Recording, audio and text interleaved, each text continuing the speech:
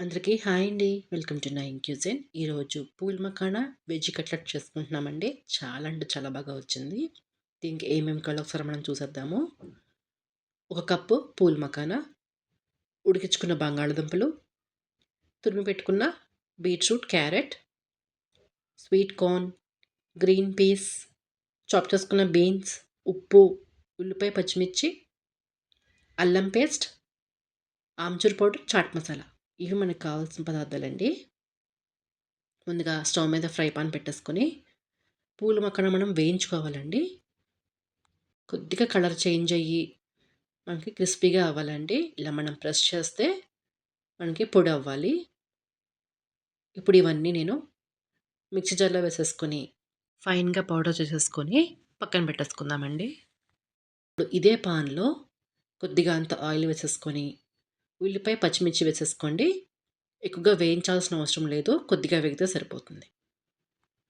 ఇలా కొద్దిగా వేగాక చాప్ చేసుకున్న బీన్స్ వేసుకోండి, తురుముకున్న క్యారెట్, ఇవి 2 వేసేసుకొని ఒక్క 2 మినిట్స్ మనం ఫ్రై చేసేసుకుందామండి.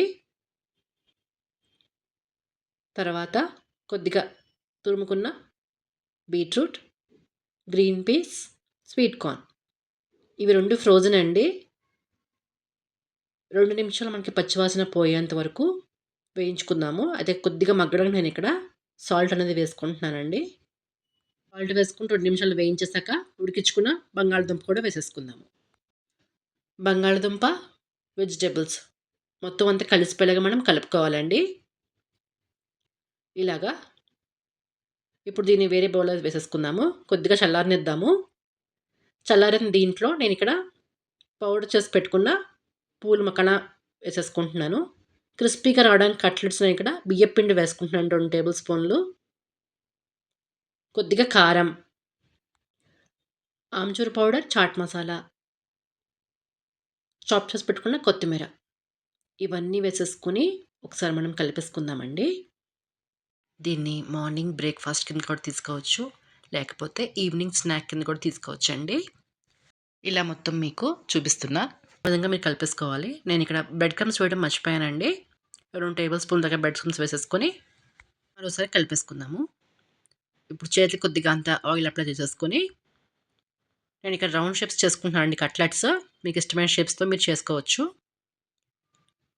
ఇలాగ మొత్తం అన్నీ చేసేసుకొని ఒక ప్లేట్‌లో పెట్టేసుకోండి.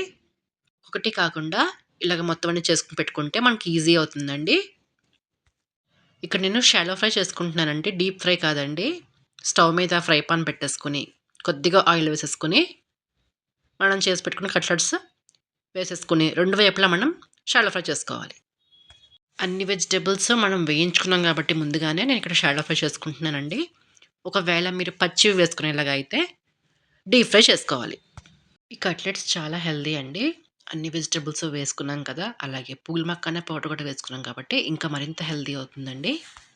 ఈ కట్లెట్స్ పిల్లలకి స్నాక్స్ బాక్స్ కింద కూడా ఇవ్వచ్చండి. లేదు అంటే స్కూల్ నుంచి వచ్చేటప్పటికి మనం ఇలా చేసి పెడితే వాళ్ళు ఇష్టంగా తినేస్తారు.